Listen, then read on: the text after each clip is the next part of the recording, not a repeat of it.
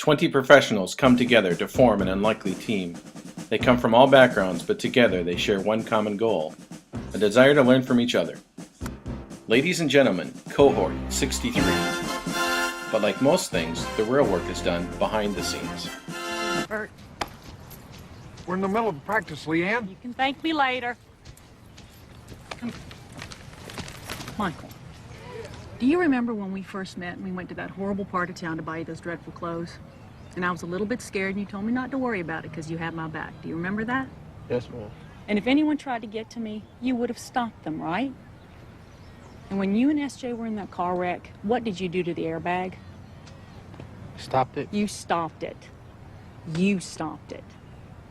This team is your family, Michael. You have to protect them from those guys, okay? Listen. Okay. Tony here's your quarterback, all right?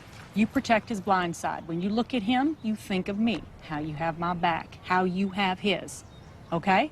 All right, Tony, go back. All right.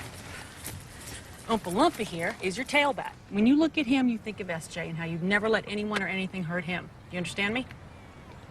All right. Go back. Got it? What about Collins and Mr. Tui? Fine. They can be on the team, too. Are you going to protect the family, Michael? Yes, ma'am. Good boy. And go have some fun. You guys, I am really struggling on this piece of paper. I don't see 3 pages here. Okay, I mean, when I read it, I saw a number of different topics. Have you kind of thought about maybe how you can maybe bind some of those ideas together? Yeah, I think that's where I'm stuck. I've got them, but I can't find a way to get them together. Okay. Why don't we try the clustering approach to see if it helps? That would be awesome. Thank you. Hey, no problem. We got your back. Working together, supporting each other, and powering through the challenge. Hey guys, I've got this presentation on Monday, and I'm really having a hard time pulling this market segment data together. You know, Mike, it might be a good time to pull out that tool that we learned last week in class. This will help you identify your target message really well. Why don't you give it a try? Okay, let me take a look. Hey, why don't we sit down right now and help you work on that? I appreciate that. Thanks. No problem. We got your back. The fear of being back in the classroom, balancing work, family, and school. Last Sunday, I saw a team on the field play as hard as they could to win the football game.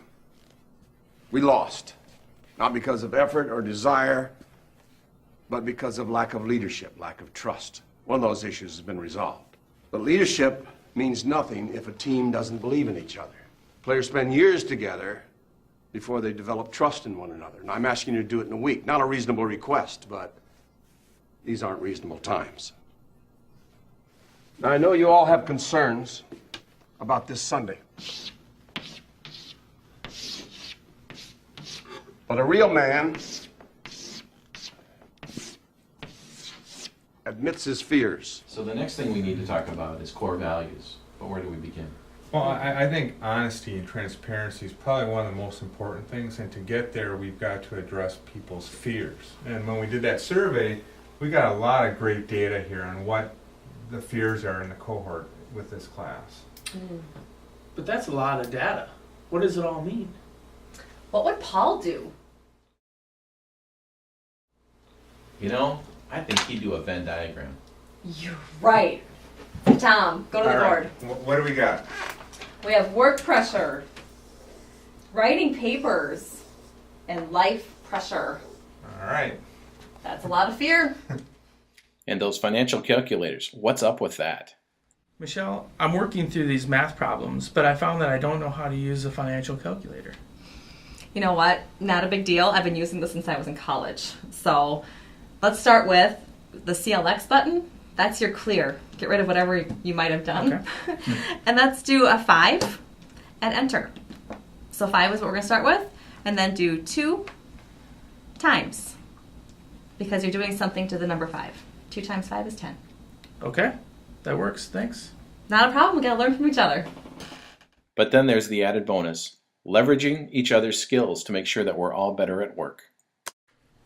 Tom, I got this young kid, and for the life of me, I can't get him to come to work on time. Oh, you mean a millennial?